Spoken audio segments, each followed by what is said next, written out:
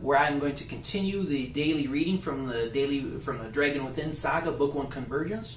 We're going to continue on in Chapter 4, hearing about Entelos the Grand Wizard. And just to recap, we heard last time that just after he'd given a speech to the initiates, he was beginning to feel a presence. So we're going to dive right in and maybe find out what that presence he's feeling actually is. Here we go.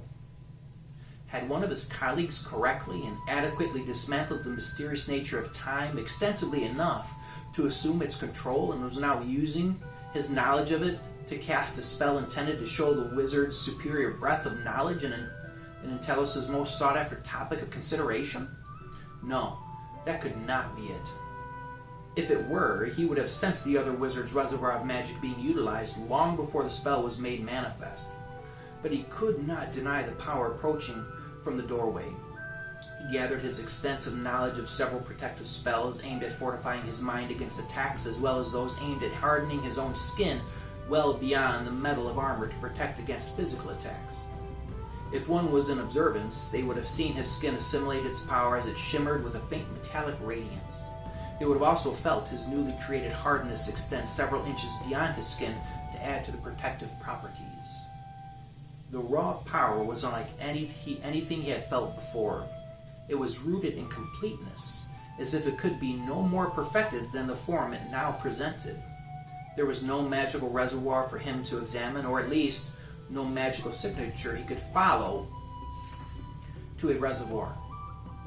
He had heard about techniques employed to mask the reservoir, but they required complete dedication and resulted in no evidence of a displayed power. This being, or whatever it was approaching him, had no such illusion to hide its substance because the power was readily evident. So it left him to ponder the completeness of what he felt. Knowledge was, at its very nature, incomplete because one could always learn more, examine more, and test more. Therefore, any and every display of power from any wizard and every wizard from the first to the last was accompanied by a sense of incompleteness due to the very nature of knowledge. But because of the sense of completeness now approaching him, he was forced to face the reality that perhaps knowledge was, in fact, complete, or at least could be completed. And this being, this entity, could not be of human nor mortal beginnings. Weight, solidity, concreteness, and reality all emanated from the silhouetted figure suddenly visible in the student's doorway to his classroom. It projected a greater aspect than any he had encountered before. As the foremost wizard in Avendia, he was keenly aware of the different levels of reality, whether they be related to our perceptive minds, physical bodies, or our subconscious thoughts. His knowledge in each was extensive, yet never had he felt the level of realness he was experiencing right now in the presence of this energy. Even though his defenses, which were all but impervious to even the most powerfully driven spells, he could feel the depth of this creature seeking to measure him. Surrounded by a shimmering, radiant light, Entelos was not able to visually know the creature as he was forced to squint out of his protection. He tried to speak, but could not form words through his frozen lips. It was now that he realized he had succumbed to the same effects his students had, as he was utterly unable to move. Though his mind was active and left open to perceive, as were his senses, his body was locked behind the tumblers of a power he had no knowledge of, and was thus unable to combat. If indeed combat was its goal. Impressing upon his conscious awareness was an increasing understanding of a desired response from the wizard by this creature. It wanted something. But what? What could this otherworldly power, because there was no doubt in the wizard's mind that indeed this being was from another world, want from him? Warmth, like that of a heated bathwater pouring over a chilled body, removing all prior evidence of exposure to the wintry elements, washed over him from the very center of his being until it permeated to his ever-working mind. Stillness, like the calming of a rapidly flowing river spilling into the collecting pool until the calm becomes so complete there is nothing left of the river except for the glass-like, undisturbed reflection rendered his thoughts utterly motionless until his singular focus was upon this being.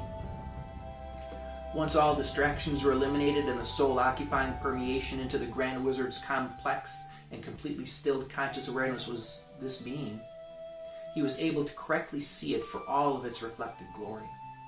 Far into his past, and well beyond any topic of study he deemed serious, was a myth he had once pondered for the briefest of moments. This myth was derived from a few separate but interconnected descriptions throughout the history of Avendia. These unique and similar descriptions would appear during Avendia's most desperate moments, when it seemed the very balance of all things was being hung by the thinnest of threads, while some grand master held a match to its fibers. Never described by more than a couple individuals in these moments of history, and never described by those prominent enough to play a role of significance within said historic moment, a single name flawlessly fit the description of his current experience. He was in the presence of an angel.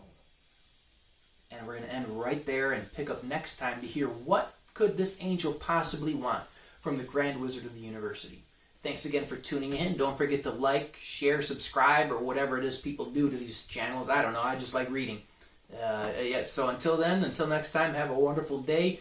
Thank you so much, and always, always release your dragon within.